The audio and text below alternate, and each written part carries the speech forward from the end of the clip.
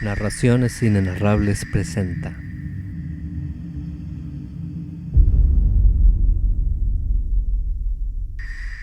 de Howard Phillips Lovecraft.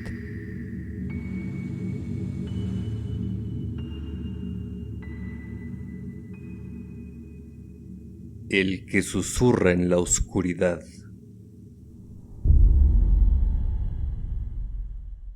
El miércoles me puse en camino, tal y como habíamos convenido, llevando conmigo una maleta con artículos de primera necesidad y datos científicos, incluyendo la espantosa grabación fonográfica, las fotografías y toda la correspondencia de Ackley. Tal como me había pedido, no comenté con nadie mi destino, ya que era obvio que aquel asunto requería el máximo secreto posible, incluso aunque se llevase de la mejor de las maneras. La idea de contactar mentalmente con entes llegados del espacio exterior era bastante impactante para mi mente entrenada y, en cierta forma, abierta a ello.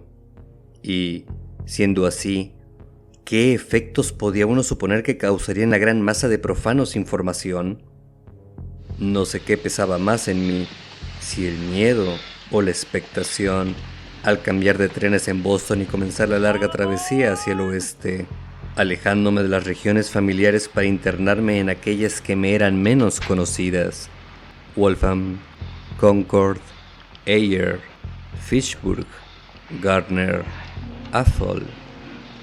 Mi tren llegó a Greenfield con 7 minutos de retraso, pero el expreso del norte estaba aún aguardando. Transbordando a toda prisa, sentí una curiosa sensación de sofoco mientras los vagones traqueteaban a través de la soleada primera hora de la tarde, por territorios sobre los que yo siempre había leído pero jamás visitado antes.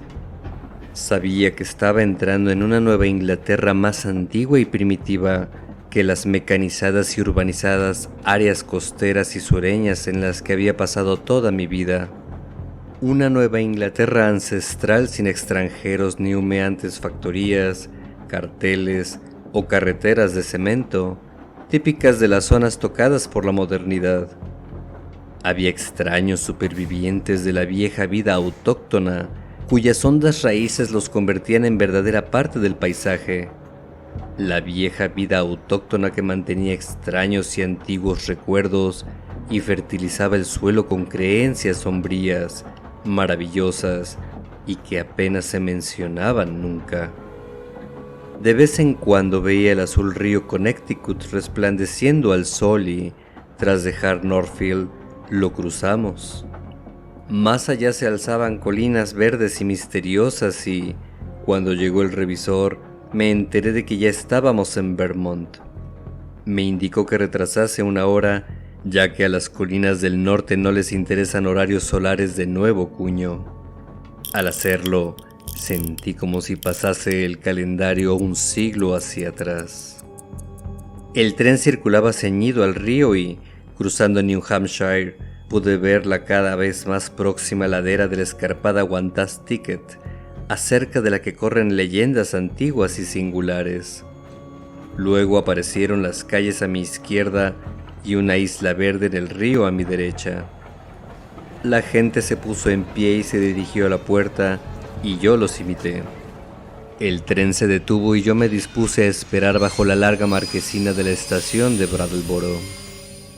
Observando la línea de coches que esperaban, tuve un momento de duda, intentando adivinar cuál sería el Ford de Ackley, pero alguien adivinó ya mi identidad antes de que pudiera tomar yo la iniciativa.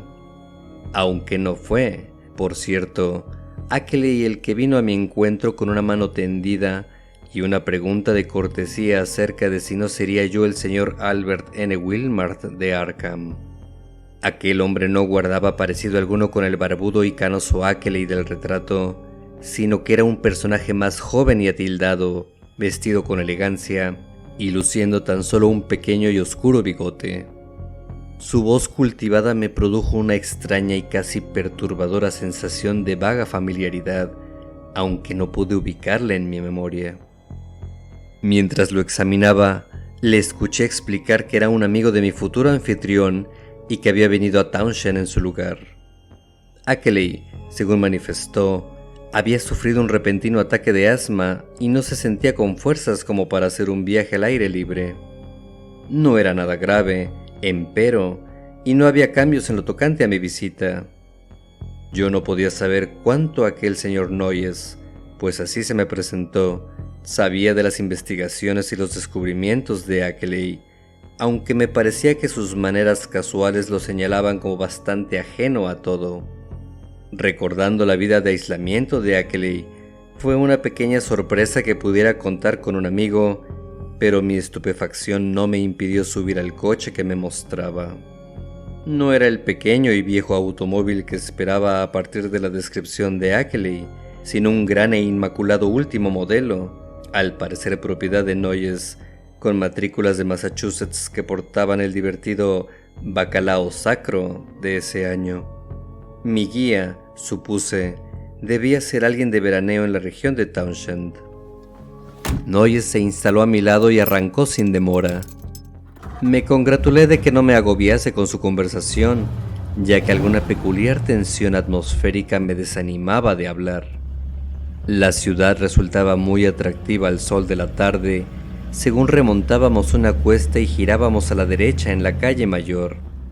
Dormitaba como esas ciudades de la vieja Nueva Inglaterra que uno recuerda de la infancia, y algo en la disposición de tejados, chapiteles, chimeneas y muros de ladrillo formaban contornos que pulsaban profundas cuerdas de emoción ancestral.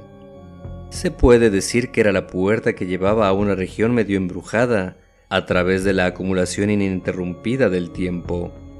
Una región donde cosas viejas y extrañas tienen una oportunidad de crecer y pervivir porque nunca han sido removidas.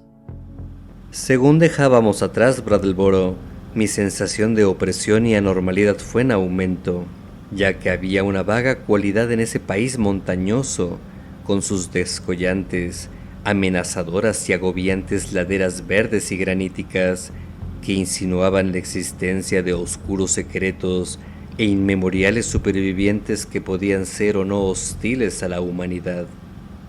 Durante un rato, nuestra ruta siguió paralela a un río ancho y sombrío que fluía desde desconocidas colinas del norte, y me estremecí cuando mi acompañante me comentó que se trataba del West River.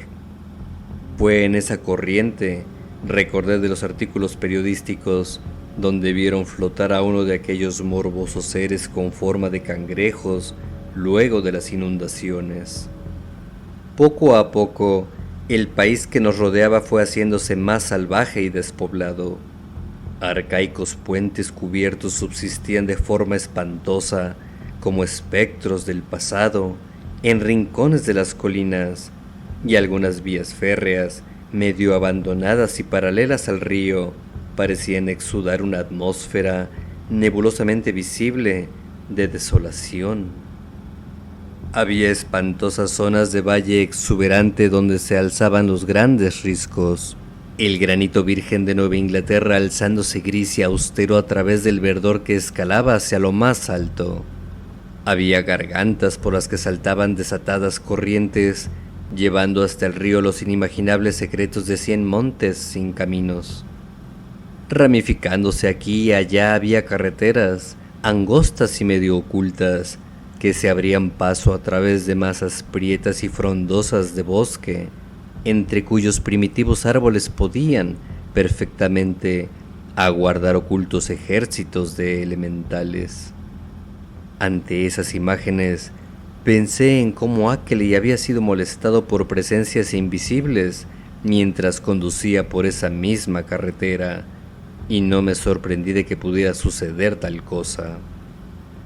El pueblo de Newfane, pintoresco y digno de visitar, al que llegamos en menos de una hora, fue nuestra última ligazón con ese mundo que el hombre puede en verdad considerar suyo en virtud de la total conquista y ocupación. Después de eso abandonamos toda relación con cosas inmediatas, tangibles y de nuestro tiempo, para adentrarnos en un mundo fantástico de sigilosa realidad por la que la angosta carretera, como una cinta, subía, bajaba y serpenteaba con una casi voluntad y capricho por entre las despobladas montañas y los valles casi desiertos.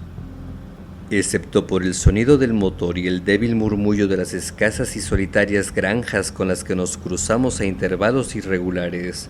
Lo único que llegó a mis oídos fue el borboteante e insidioso son de extrañas aguas procedentes de innumerables y ocultos manantiales de los bosques sombríos.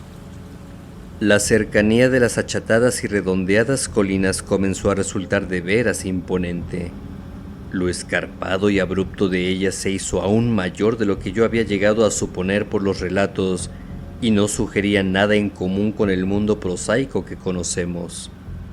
Los bosques, densos y sin hollar, parecían albergar en sus laderas inaccesibles seres extraños e indescriptibles, y tuve la sensación de que los mismos perfiles de las colinas tenían algún significado esotérico y olvidado por el paso de los eones, como si fueran inmensos jeroglíficos dejados por una intuida raza titánica cuyas glorias vivieran tan solo en extraños y profundos sueños. Todas las leyendas del pasado, así como las increíbles afirmaciones contenidas en las pruebas y cartas de Henry Ackley, volvían a mi memoria para aumentar la atmósfera de creciente tensión y amenaza.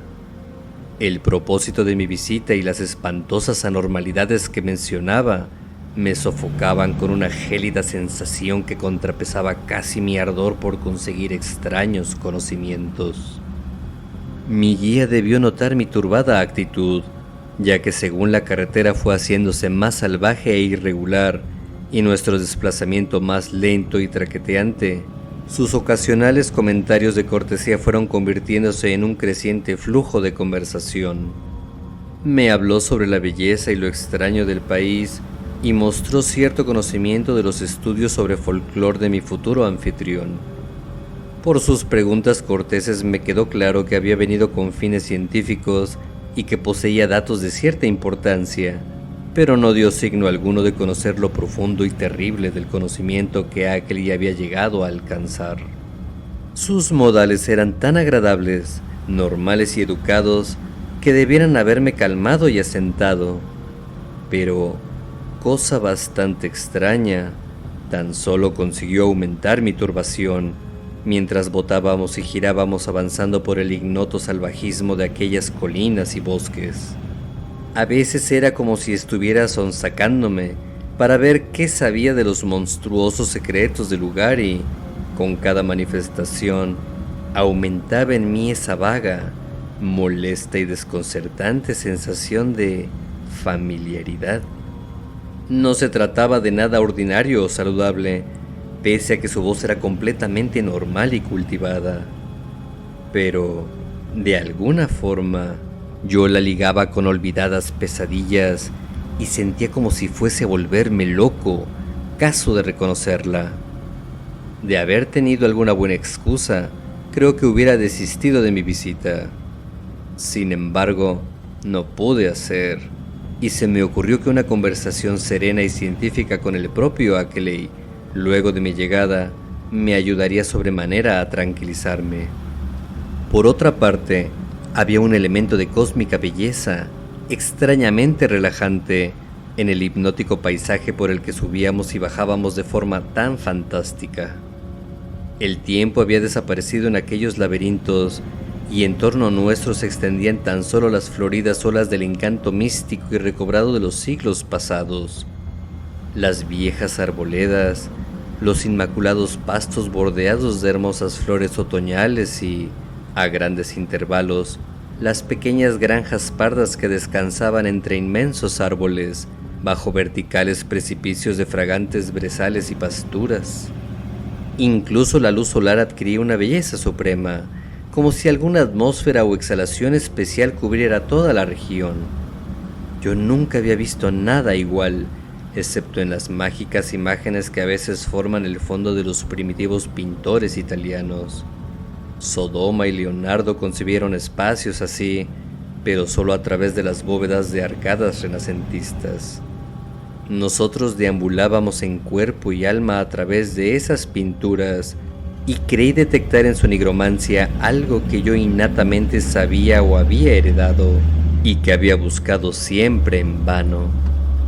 De repente, Tras rodear una curva pronunciada en lo alto de una empinada cuesta, el coche se detuvo. A mi izquierda, más allá de un césped bien cuidado que se extendía hasta la carretera, adornando una cerca de piedras blanqueadas, se alzaba una casa blanca de 2 plantas y media, de un tamaño y elegancia poco habitual para esa región, con un rimero de graneros, cobertizos y molino, pegados unos a otros, a la derecha. La reconocí por la foto que había recibido, y no fue ninguna sorpresa ver el nombre de Henry Ackley en el buzón de hierro galvanizado que había junto a la carretera. A alguna distancia detrás de la casa se hallaba una porción de terreno poco arbolado y pantanoso, más allá del cual se elevaba una ladera empinada y tupidamente boscosa, que iba a rematar en una cima frondosa y dentada. Tal cima, según supe, se trataba de la de Dark Mountain, hacia la que ya estábamos a medio camino. Saliendo del coche y cogiendo mi maleta, Noyes me pidió que esperase mientras iba a informar a Ackley de mi llegada. Él, por su parte, añadió, tenía asuntos que resolver y no podía demorarse más que un momento. Según subía a paso ligero por el camino en dirección a la casa, yo mismo abandoné el coche, deseando estirar un poco las piernas antes de sentarme para una conversación sedentaria. Mi nerviosismo y tensión habían llegado de nuevo a su cenit ahora que me hallaba en el mismísimo escenario del asedio tan espantosamente descrito por las cartas de Ackley. Con franqueza, me sentí espantado ante la cercana conversación que me pondría en contacto con mundos alienígenas y prohibidos. El íntimo contacto con lo completamente extraño es, a menudo, más terrorífico que inspirador, y no me agradó nada la idea de que aquel mismo trozo de polvorienta carretera fuera el lugar donde se habían encontrado aquellas monstruosas huellas y aquel fétido icor verde luego de noches sin luna de miedo y de muerte. De pasada, me percaté de que ninguno de los perros de Ackley parecían estar presentes. ¿Los habría vendido tan pronto como los exteriores hicieron las paces con él? Por mucho que lo intentase, no podía tener igual confianza en lo estable y sincero de esa paz que lo que dejaba traslucir aquella carta final y extrañamente diferente de Ackley. Después de todo, él era un hombre de gran sencillez y poca experiencia mundana. ¿No habría, por ventura, alguna más profunda y siniestra intención bajo la superficie de la nueva alianza? Llevado por esos pensamientos, mis ojos se volvieron abajo, a la polvorienta superficie de la carretera que había albergado aquellos odiosos testimonios. Los últimos días no había llovido, y huellas de todas clases marcaban el camino surcado e irregular, pese a lo poco frecuentado de la zona. Con una tenue curiosidad, comencé a estudiar los perfiles de algunas de aquellas dispares impresiones, tratando mientras tanto de ahuyentar las macabras fantasías que el lugar y sus recuerdos conjuraban en mi mente. Había algo amenazador y desagradable en el silencio fúnebre, en el amortiguado y sutil ronroneo de distantes arroyos y en los descollantes picos verdes y los precipicios oscurecidos por bosques que ahogaban en somero horizonte. Y entonces una imagen golpeó mi conciencia, haciendo que aquellas amenazas vagas y aquellos relámpagos de fantasía parecieran vanos e insignificantes. Ya he dicho que había estado examinando las entremezcladas huellas de la carretera con una especie de débil curiosidad, pero, de repente, la curiosidad fue por completo y de súbito reemplazada por una ráfaga repentina y paralizante de positivo terror, ya que, aunque en general las pisadas en el polvo eran confusas y se superponían y no parecían dignas de una ojeada casual, el paseo de mis ojos había captado algunos detalles cerca del punto en donde el camino de la casa desembocaba en la carretera y había reconocido, más allá de cualquier duda o esperanza, el espantoso significado de tales detalles. No por nada había empleado horas en estudiar las fotos de las marcas de garras de los exteriores enviadas por Ackley. Demasiado bien conocía las huellas de aquellas espantosas pinzas y ese indicio de vaguedad en cuanto a la dirección que señalaban a los horrores como criaturas que no procedían de este planeta. No había opción alguna para considerar todo aquello como un misericordioso error. Allí, desierto, ante mis propios ojos y sin duda impresa pocas horas antes, se encontraban al menos 3 huellas resaltando de forma blasfema entre la sorprendente plétora de pisadas que iban y venían de la granja de Ackley. Eran las infernales huellas de los hongos ambulantes de Yugoth. Me contuve a tiempo de lanzar un grito. Después de todo, no era aquello lo que hubiera esperado, asumiendo que en verdad hubiera creído lo que decían las cartas de Ackley. Había hablado de hacer las paces con los seres. ¿Por qué entonces habría de resultar extraño que algunos de ellos visitasen la casa? Pero el terror era más fuerte que la confianza. Podría esperarse que hombre alguno presenciase inmutable, por primera vez, las marcas de garras de seres procedentes de las profundidades exteriores del espacio. Justo en ese momento vi a Noyes que salía y se acercaba con andares vivos. Debía mantener la compostura, reflexioné, ya que lo más seguro era que aquel buen hombre no supiera nada de las profundas y fenomenales indagaciones que había realizado Ackley en lo prohibido. Según se apresuró a comunicarme Noyes, Ackley se alegraba de mi visita y estaba listo para verme, aunque su repentino ataque de asma le hacía sentir no poder ser un anfitrión demasiado bueno durante un día o dos. Tales ataques le afectaban sobremanera cuando se producían, y estaban siempre acompañados de una fiebre extenuante y una debilidad general. No se encontraba nada bien mientras duraban. Tenía que hablar en susurros y se encontraba demasiado torpe y débil para moverse. Sus pies y tobillos se hinchaban además, por lo que tenía que vendárselos como si fuera un gotoso tragaldabas.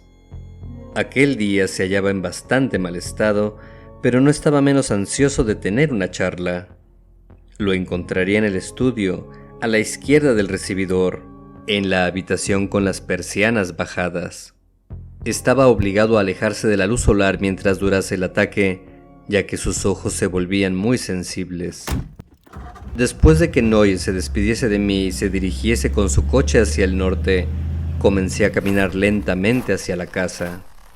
Me habían dejado entornada la puerta, pero antes de aproximarme y entrar, lancé una mirada inquisitiva por todo aquel lugar, tratando de determinar qué me había inquietado en forma tan extraña.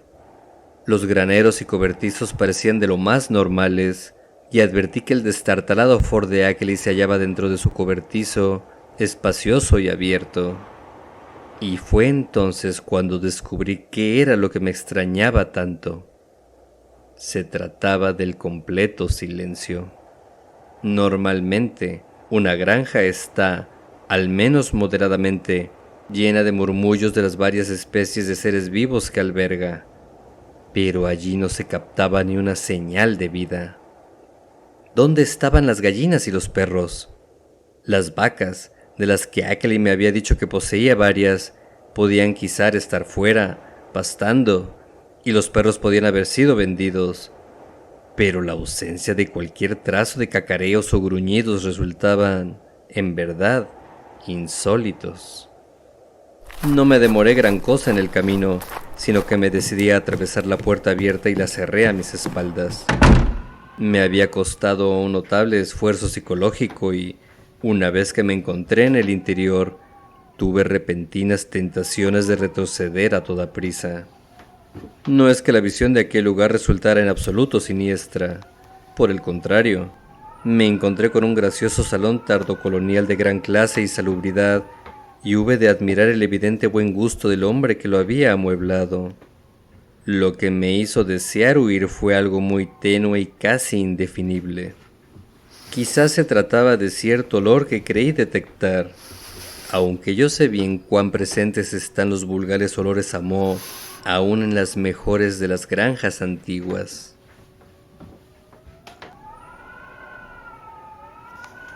El que susurra en la oscuridad.